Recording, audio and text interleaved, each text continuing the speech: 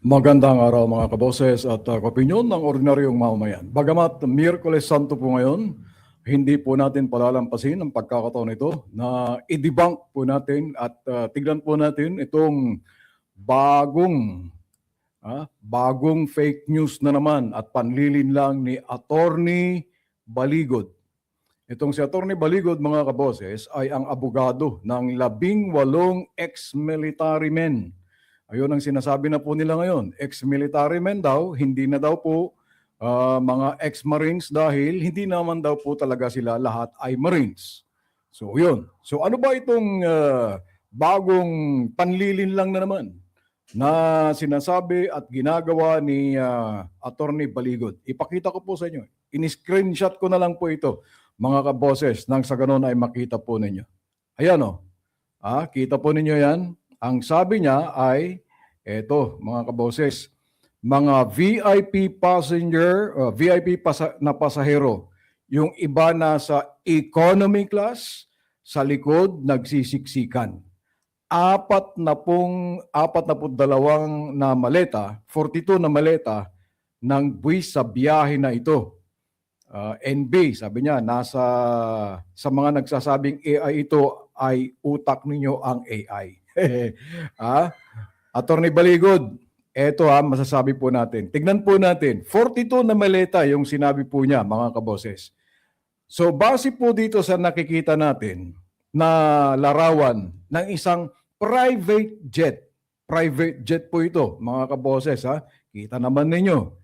Private jet po ito.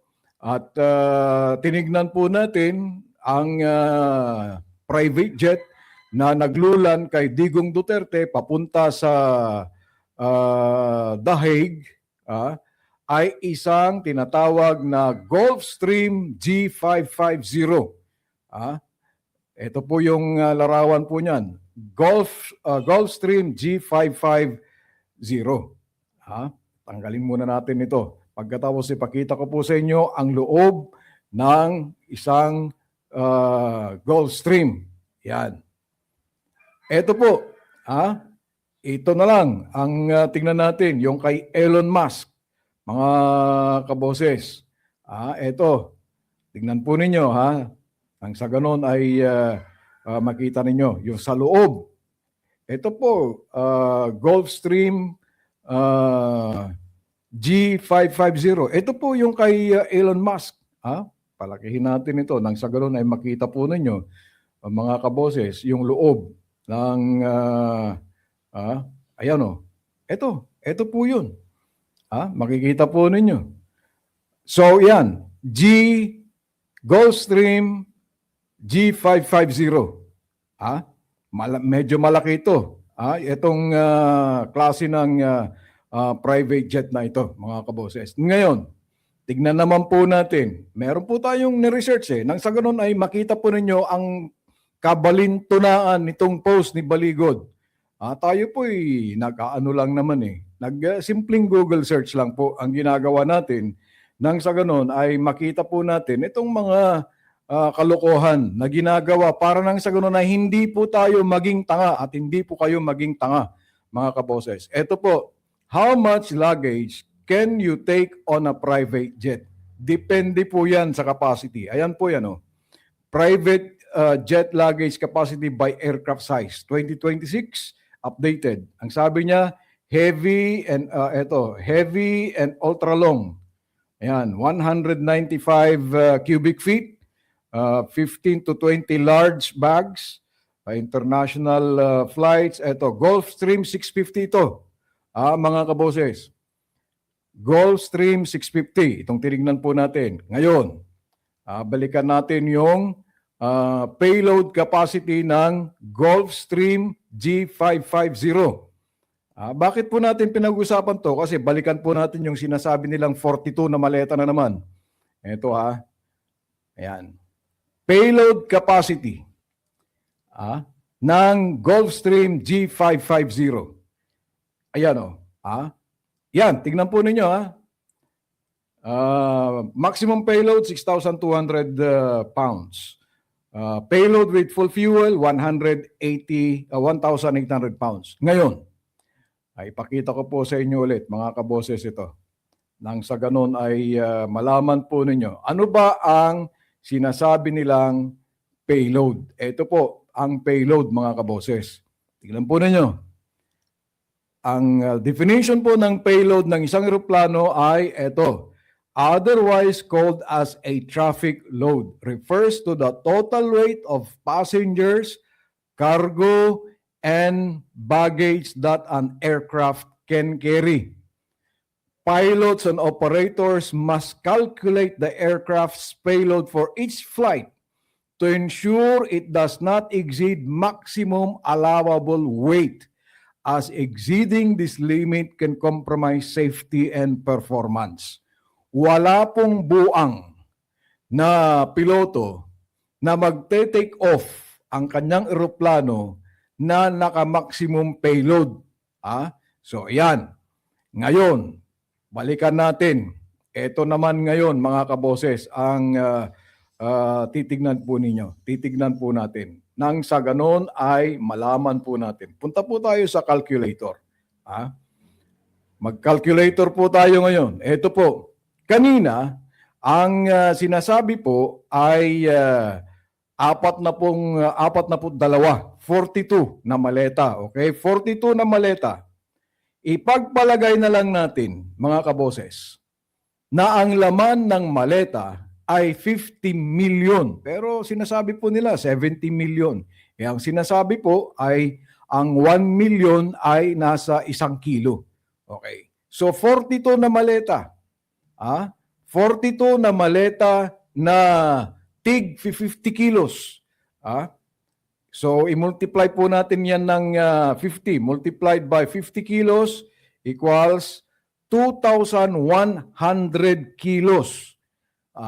Ang kilos po ay nasa 2.2 pounds. So i-multiply ulit natin ito ng 2.2 pounds equals 4,628 pounds. Yung laman ng sinasabi ni Baligod na private jet.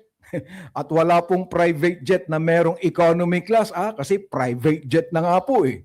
Kaya nga po private kasi solo po ninyo. Yun.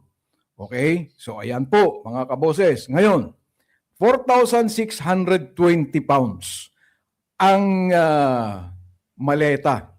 Wala bang nagdala? Wala bang tao na nagbitbit? Pagpalagay na lang natin, 2 katao at minimum na weight ng 2 katao na yan ay 60 kilos. Multiply that by 2. Idi tig 140 pounds. Yung dalawa. So additional 240 o 280 pounds. So kulang-kulang na 4,800 o mahigit na 4,800 pounds. Ngayon, mga kaboses, balikan po natin. Balikan natin ang capacity ng Gulfstream. Ito, payload ng Gulfstream. Yan, balikan po natin. Simpleng Google search lang po yan. 1,800 with full fuel. Saan po sila magdi-deliver? Karanasan naman siguro, mag-full fuel ang mga yan. So, ibig sabihin, yung 1,800 pounds na maximum payload ng eroplanong yan, kung may tao pa, mga kaboses na kasama, hindi na po magte-take off yung eroplanong yan. So ngayon, ito pong ginawa po ni Baligod, mga kaboses, na panlilin lang na naman sa atin. Pero sa atin naman, hindi naman tayo nagpapalin lang kasi madali lang naman natin i-fact check kung ano ang sinasabi ng Baligod na ito. Pero sa mga DDS, mga kaboses, madali po silang malinlang. So ito po yun. Yung sinasabi po nating picture kanina ni Baligod, yan. VIP na pasahero, yung iba nasa economy. Mokong din to, bobo rin to eh. Abogado pa man din pero bobo. Wala pong economy class ang isang private jet. Private jet to. Katulad po ito ng sinakyan ni Digong na nagdala sa kanya sa dahig, mga kaboses. So ito, kita po ninyo ang panlilin lang na naman sa inyo ni Baligod. Aba, kung maniwala kayo sa kanya, talagang bobo po kayo at tanga. Tanga kasi itong si Baligod din hindi niya isip kung tama nga yung mga payload na inilagay niya sa eroplano na private jet. Well, mga kaboses, please, nang sa ganun ay maturuan din natin ang ating mga kababayan, ang ating mga kaibigan, ang ating mga kapitbahay, mga kamag-anak na naniniwala pa rin dito sa maleta na ito. Ipakalat po natin, i-share po natin itong video na to nang sa ganun ay maliwanagan po sila nang hindi po sila nalilinlang na itong mapaglinlang na abogado na itong si Baligod. Bobo ito, bobo na, tanga pa. Katulad po ng explanation po natin, hindi po tayo eksperto pero napakasimpleng Google search lang po at mapapatunayan natin na itong si Baligod ay nagsisinungaling.